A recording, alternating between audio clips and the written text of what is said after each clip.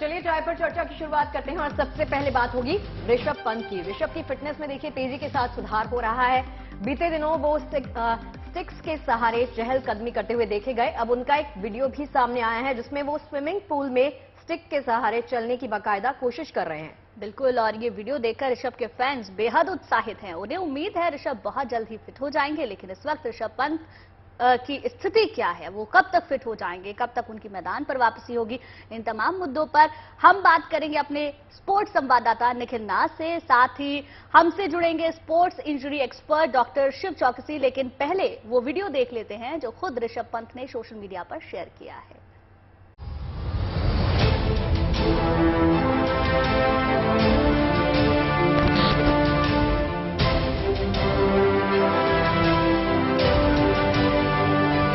ये तस्वीरें ऋषभ पंत के फैंस के लिए शुभ सौगात हैं, क्योंकि ये तस्वीरें बता रही हैं कि सब कुछ ठीक ठाक है। ऋषभ की रिकवरी फास्ट ट्रैक पर है और उनकी सेहत में सुधार हो रहा है।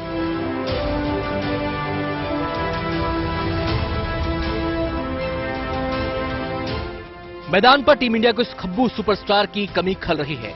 फिलहाल ऋषभ पंत की तस्वीरें उम्मीद जगा रही हैं। सेहत के मोर्चे पर पंत की स्थिति में उसी तेजी से सुधार आ रहा है जिसके लिए वो जाने जाते हैं। जानकारों का मानना है कि पंत को रिहैब होने में अभी 3 महीने का वक्त और लग सकता है। इसके बाद NCA यानी नेशनल क्रिकेट एकेडमी में जाकर उन्हें स्पोर्ट्स फिटनेस हासिल करनी होगी। फिलहाल छोटे छोटे कदमों से ऋषभ पंत फिटनेस की दहलीज की ओर बढ़ रहे हैं। एटलीस्ट क्रचेज छोड़ने के बाद सब कुछ करने के बाद 2 से 3 महीने और लगने वाले हैं फॉर रोड टू रिकवरी, जिसमें मसल पावर आना, क्वाड्रिसेप्स की पावर आना, हैमस्ट्रिंग की पावर आना बहुत जरूरी है। It take some time but the good thing is that जो सर्जरी हुई है वो सक्सेसफुल लग रही है and Rishabh Pant is on the road to recovery.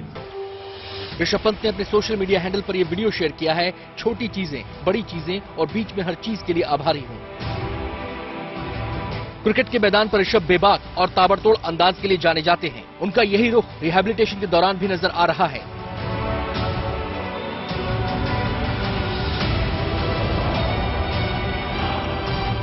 Rishabh Pant ने जैसे ही ये वीडियो इंस्टाग्राम पर पोस्ट किया, उनके चाहने वालों ने उस पर उनके जल्द ठीक होने को लेकर कमेंट्स करना शुरू कर दिया। इसमें रवि शास्त्री से लेकर सूर्य कुमार यादव तक शामिल हैं। रवि शास्त्री ने लिखा है, ऐसे ही आगे बढ़ो पैंटी। सूर्य कुमार यादव ने लिखा है, अच्छी मुलाकात। एडम गिलक्रिस्ट ने लिखा है, आपको प्यार और ताकत मिली। इससे पहले भी अपनी रिकवरी को लेकर ऋषभ पंत ने 2 तस्वीरें पोस्ट की थीं, जिसमें वो किसी टेरेस पर स्टिक के सहारे खड़े हैं और राइट लेग में पट्टियां बंधी थीं। इन तस्वीरों को पोस्ट करते हुए ऋषभ पंत ने लिखा था, एक कदम आगे, एक कदम ताकतवर, एक कदम बेहतर। कुछ दिन पहले ऋषभ ने सोशल मीडिया पर शतरंज खेलते हुए अपनी एक तस्वीर शेयर की थी। इस तस्वीर के साथ ऋषभ ने कैप्शन भी दिया था, क्या कोई अनुमान लगा सकता है कौन खेल रहा है? कहते हैं दवा के साथ दुआ भी असर करती है। पंत के करोड़ों चाहने वाले यही दुआ कर रहे हैं कि वो जल्द फिट हो जाएं, दुरुस्त हो जाएं और क्रिकेट के मैदान पर फिर से वही ऋषभ ताबड़तोड़ पंत नजर आए जिसके लिए वो जाने जाते हैं। और ये तस्वीर उस उम्मीद को और मजबूत कर रही है। Bureau report, good news today. तो आपको एक बार फिर से बता दें, हमारे स्पोर्ट्स एडिटर निखिल नाथ हमारे साथ जुड़ गए हैं और साथ ही स्पोर्ट्स इंजरी एक्सपर्ट डॉक्टर चौकसी भी हमारे साथ जुड़ गए हैं। आप दोनों का बहुत बहुत स्वागत है। सबसे पहले निखिल, इस वीडियो को देखने के बाद जो पहला सवाल आता है वो यही आता है कि ऋषभ पंत को हम देख रहे हैं कि वो रिकवर कर रहे हैं, वॉक करते हुए आज हमने उनको पूल में देखा। कब तक वो पूरी तरह से फिट हो जाएंगे और कब हम उन्हें फिर से मैदान में देख पाएंगे टीम इंडिया के लिए खेलते हुए?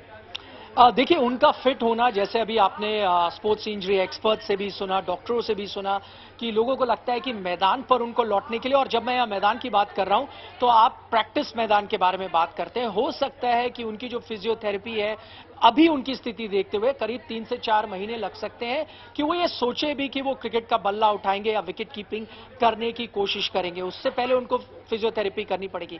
जहां तक अंतर्राष्ट्रीय क्रिकेट का सवाल है, क्योंकि इस वक्त तो सबसे बड़ी चर्चा यही है ना कि भारतीय टीम में वो कब आएंगे वापस। उनकी कमी लगातार भारतीय टीम को खलती रही है। अभी आपकी एक टेस्ट सीरीज खत्म हुई है ऑस्ट्रेलिया के खिलाफ, जहां कई मुकाबले बहुत करीबी रहे और तब लोगों ने कहा, फर्ज कीजिए अगर इस स्थिति में ऋषभ पंत होते तो शायद 2-1 से नहीं भारतीय टीम वो टेस्ट सीरीज 4-0 से जीतती। तो ऋषभ पंत क्रिकेटर को आप मिस करें, लेकिन ऋषभ पंत क्रिकेटर को वापस आने में और समय लग सकता है, क्योंकि उनकी लिगामेंट का ऑपरेशन हुआ है। आपको यह भी याद रखना होगा कि वो एक विकेट कीपर है। बल्लेबाजी से ज्यादा एक विकेट विकेट कीपर को अक्सर स्कॉट करते रहना है, हर गेंद पर स्कॉट करना है और लगातार खड़े रहना है, स्कॉट करना है, खड़े रहना है, स्कॉट रहना है हर गेंद पे। तो आप फर्ज कीजिए एक टेस्ट मैच में अगर वो खेल रहे हैं तो करीब ऐसा हो सकता है 200, 250, 300 बार उनको दिन में ऐसा करना पड़े। उस तरह की फिटनेस लाने में अभी समय लगेगा। आप जो देख रहे हैं वो हाइड्रोथेरेपी कर रहे हैं, ये तो पहला कदम ही है, अभी जो सफर है काफी बचा हुआ है। हमारे साथ डॉक्टर चौकसी भी मौजूद है। डॉक्टर साहब, आपने तो बहुत सारे स्पोर्ट्समैन ठीक किए हैं और जिस तरह के इश्यूज फिलहाल ऋषभ के साथ हैं और अभी वीडियो हम लगातार देख रहे हैं कि पूल में वो स्टिक के सहारे एक्सरसाइज भी कर रहे हैं, इसके मायने क्या है? रिहैब की अगर हम बात करें तब कितना वक्त है? हालांकि निखिल बता रहे हैं कि बहुत ज्यादा वक्त लगेगा, लेकिन एज अ एक्सपर्ट मैं आपसे जानना चाहूंगी, जिस तरह के इश्यूज ऋषभ के साथ हैं, हम मैदान पर उनको कब देख सकते हैं और क्या क्या आगे के स्टेप्स उनके रहने वाले हैं?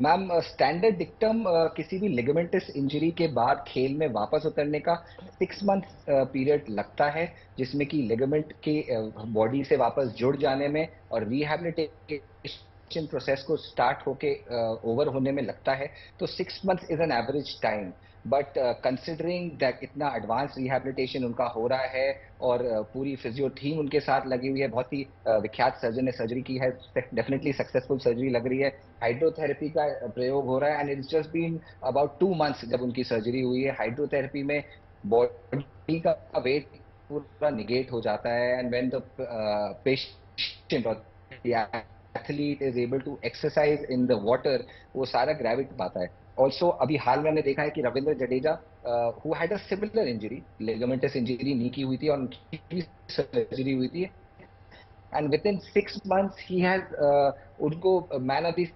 सीरीज अवार्ड भी मिला है, तो वो 4 महीने में अवार्ड भी मिला है। जी डॉक्टर साहब, एक बार फिर से निखिल से बात करते हैं। निखिल, ये बताइए कि जो वीडियो हमने देखा ऋषभ का, वो जिस तरह से पानी में फिजियो कर रहे हैं और उससे फैंस की उम्मीदें बहुत बढ़ गई हैं, तो क्या हम ऋषभ को टीम इंडिया के लिए चीयर करते हुए देख पाएंगे कल? देखिए, चेयर तो वो लगातार करते आ रहे हैं, लेकिन देखिए उनके नजरिए से आप देखें, उनकी आपने एक पोस्ट ये दिखाई, कुछ समय आप पहले जाए उन्होंने एक और पोस्ट डाली थी जब उनकी सर्जरी हुई थी उसके बाद, तो उन्होंने कहा इस वक्त वो जिस स्थिति में है दुनिया के प्रति या फिर जिस तरह से वो अपने जीवन को देखते हैं, वो नजरिया पूरी तरह से उनका पलट गया है। वो ये देखते हैं कि छोटी छोटी चीजों में वो खुशी ढूंढने की कोशिश करते हैं। आज उन्होंने जब कुछ कदम लिए, वो हाइड्रोथेरेपी करते हुए जब चलना उन्होंने शुरू किया, तो उससे आपको एहसास होता है कि कितनी छोटे कदम वो ले रहे हैं, उसी से उन्हें खुशी मिल रही है। अभी मैदान पे उतरना तो दूर की बात है, फिलहाल हाँ आपने जैसे कहा टीवी पे तो जरूर देखते होंगे टीवी। बिल्कुल, लेकिन बड़ा सवाल यहाँ पर निखिल ये है कि इस बार जो वर्ल्ड कप होने वाला है उसमें देख पाएंगे या नहीं, क्योंकि फैंस जो है वो तो चाहेंगे इन्हें देखना, तो ये एक बड़ा सवाल है, कितना इंतजार करना पड़ेगा? ये बहुत ही दिलचस्प चीज होगी देखने के लिए, टच एंड गो मैं इसे कहूंगा, क्योंकि जैसे अभी डॉक्टर साहब कुछ समय पहले बता रहे थे, उन्होंने उदाहरण लिया रविंद्र जडेजा का। रविंद्र जडेजा की भी नी में ही प्रॉब्लम थी, ऋषभ पंत के भी राइट नी में प्रॉब्लम है, रविंद्र जडेजा ने भी सर्जरी कराई और ऋषभ पंत ने भी सर्जरी कराई। रविंद्र जडेजा की इंजरी हुई थी एशिया कप में, जब वो चल रहा था सितंबर अक्टूबर के महीने में, मैं वहां पर था। उसके बाद उन्होंने अब जाकर वापसी करी है, जो टेस्ट सीरीज हुई है, तो उन्हें करीब 5 महीने लग गए थे। क्या ऋषभ पंत भी उतने समय में आएंगे, ये थोड़ा दिलचस्प होगा। दूसरी बात यह है कि देखिए रविंद्र जडेजा एक बल्लेबाज है, एक गेंदबाज है, उनको विकेट कीपिंग नहीं करनी पड़ती, जैसे मैं पहले भी समझा रहा था, विकेट कीपिंग में आपको स्कॉट काफी करना पड़ता है, तो आपको शायद एक लेवल ऊपर की फिटनेस चाहिए एक गेंदबाज बल्लेबाज से एज अ विकेट कीपर वापसी करने के लिए। लेकिन भारतीय खेमा जरूर चाहेगा तब तक फिट हो जाए, लेकिन अभी शायद थोड़ी जल्दबाजी होगा कहना कि वो वर्ल्ड कप तक फिट हो पाएंगे। मुझे लगता है कि तमाम जो उनके फैंस है वो भी दुआ करेंगे, हम भी दुआ करेंगे कि वो जल्दी फिट हो जाए। निखिल, आप बने रहे हमारे साथ। डॉक्टर चौकसी, बहुत बहुत शुक्रिया आपका हमारे साथ जुड़ने के लिए। 490 साल से जिस शुभ घड़ी का इंतजार दुनिया भर के सनातनी कर रहे थे, वो शुभ घड़ी आ गई है। भक्तों के संबल रामलला अपनी जन्मभूमि पर बन रहे भव्य दिव्य मंदिर में विराजमान होने वाले हैं। जी हाँ, देखिए जनवरी 2024 के तीसरे हफ्ते में प्रभु श्री राम की प्रतिमा को मूल जन्मस्थान वाली जगह पर स्थापित कर दिया जाएगा। श्री राम जन्मभूमि तीर्थ क्षेत्र ट्रस्ट के कोषाध्यक्ष गोविंद देव गिरी ने ये शुभ समाचार दुनिया को दिया है। रामनवमी से पहले रामनगरी अयोध्या से राम भक्तों के लिए बहुत बड़ी गुड न्यूज आई। गुड न्यूज ये कि जनवरी 2024 के तीसरे सप्ताह तक भगवान राम की मूर्ति की स्थापना हो जाएगी। उसी दिन से भक्तों के दर्शन और पूजा करने की व्यवस्था भी की जाएगी। ये शुभ समाचार सुनाया राम मंदिर ट्रस्ट के कोषाध्यक्ष स्वामी गोविंद देव गिरिजी महाराज ने। आणि निश्चितपणे 2024च्या जानेवारीच्या तिसऱ्या आठवड्यामध्ये भगवान रामलल्लांना आम्ही त्यांच्या पुन्हा मूळ जन्मस्थानी भव्य दिव्य मंदिरामध्ये विराजमान करू शकू असा आम्हाला विश्वास आहे। भक्तांना कधीपासून दर्शन केलं? ज्या दिवशी प्रतिष्ठा होईल त्या दिवसापासून दर्शनाची व्यवस्था आरंभ होऊन जाईल। साथ ही उन्होंने ये भी बताया कि प्रधानमंत्री नरेंद्र मोदी अयोध्या मंदिर में रामलला की मूर्ति को मूल स्थान पर स्थापित करेंगे। अयोध्या में बन रहे मंदिर का लगभग 70% काम पूरा हो चुका है।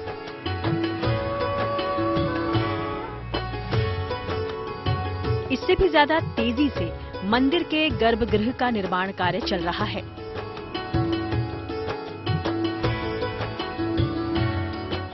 अयोध्येला प्रभू रामचंद्रांच्या मंदिराचं चाललेलं काम अत्यंत वेगात आणि व्यवस्थित चालू आहे। हालांकि मूर्ति स्थापना से पहले ही रामनगरी में उत्सव की शुरुआत हो चुकी है। 22 तारीख से चैत्र नवरात्रि का आरंभ होने वाला है। चैत्र नवरात्र से हिंदुओं के नववर्ष का प्रारंभ होता है। इस दौरान अयोध्या में 10 दिनों तक भव्य राम जन्मोत्सव मनाया जाएगा, जिसमें run for Ram marathon, volleyball, kabaddi और कुश्ती जैसे दंगल होंगे। यहाँ तलवारबाजों को अपना हुनर दिखाने का मौका भी मिलेगा। इसके अलावा साइकिल रेस भी होगी। मतलब अयोध्या में एक तरफ रामायण के श्लोक गूंजेंगे, संगीत साधना और रामायण आधारित नाटक होंगे, जबकि दूसरी तरफ रामनगरी में ही युवा खेल के मैदान पर अपने हुनर का प्रदर्शन करेंगे। खास बात यह है कि नवरात्रि रामोत्सव सिर्फ अयोध्या तक सीमित नहीं होगा, पूरे प्रदेश में धार्मिक कार्यक्रम होंगे।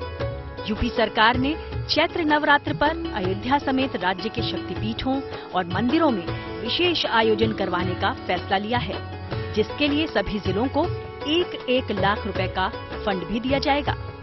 इस बीच गुड न्यूज ये भी है कि अयोध्या में रामलला का दरबार आकार लेने लगा है। इस बार नवरात्रि पर उत्सव की उमंग के बीच देश विदेश से बड़ी संख्या में राम भक्तों के अयोध्या पहुंचने की उम्मीद है। Bureau report, good news today. Madhya Pradesh के कूनो नेशनल पार्क में पहले तो नामीबिया से चीतों को लाया गया, अब उन चीतों की रखवाली के लिए डॉग्स को भी तैनात किया जाएगा। जी, और चीतों की सुरक्षा के लिए जिस डॉग को लगाया जाएगा, उस डॉग को हरियाणा के पंचकुला के आईटीबीपी डॉग ट्रेनिंग सेंटर में प्रशिक्षित किया जा रहा है। उम्मीद की जा रही है कि अप्रैल में ईलू नाम के डॉग को कूनो नेशनल पार्क में तैनात कर दिया जाएगा। नामीबिया से आए चीतों से कूनो नेशनल पार्क गुलजार है, लेकिन इन चीतों की सुरक्षा भी जरूरी है। इसलिए आईटीबीपी इन खास डॉग्स को तैयार कर रही है ताकि ये चीते महफूज रहें।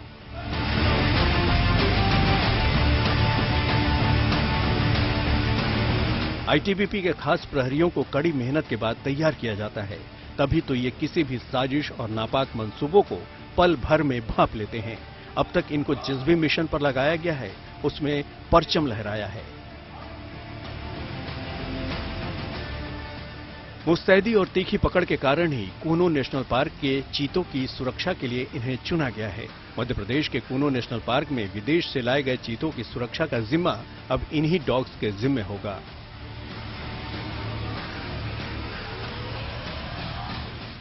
इलू केनाइन सोल्जर्स का हिस्सा है और इसकी उम्र 8 महीने है।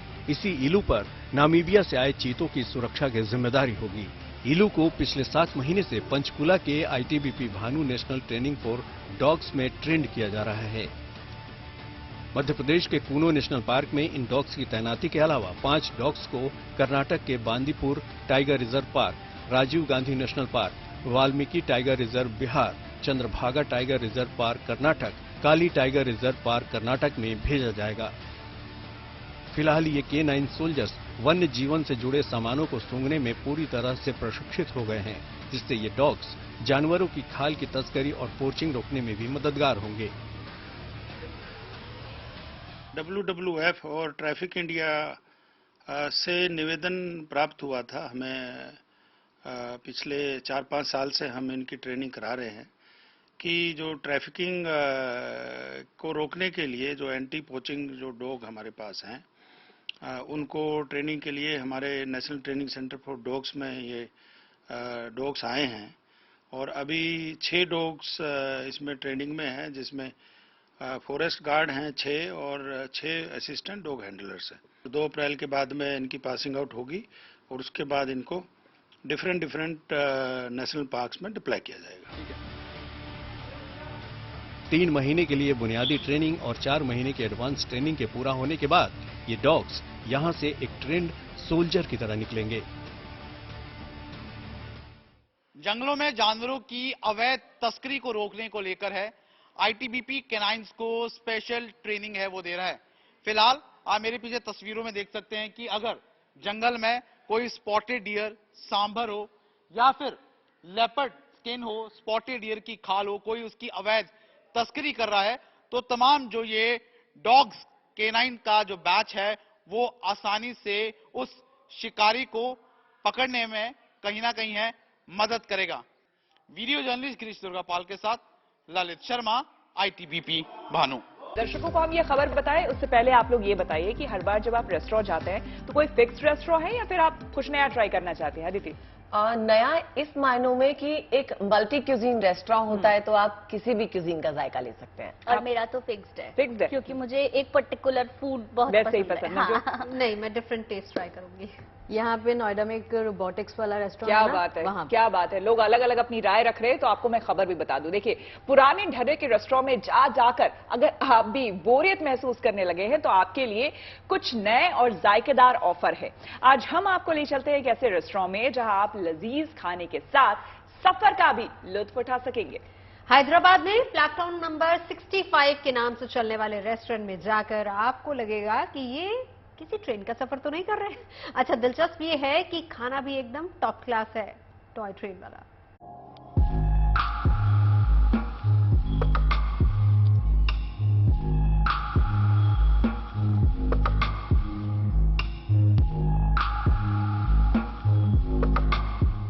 रेस्टोरेंट में जाकर पसंदीदा खाना खाने और बिल चुकाकर घर लौट आने का कॉन्सेप्ट अगर आपको बोरिंग लगने लगा है और आप कुछ एडवेंचर की सोच रहे हैं तो चले आइए हैदराबाद के इस बिल्कुल डिफरेंट लुक फील वाले रेस्टोरेंट में।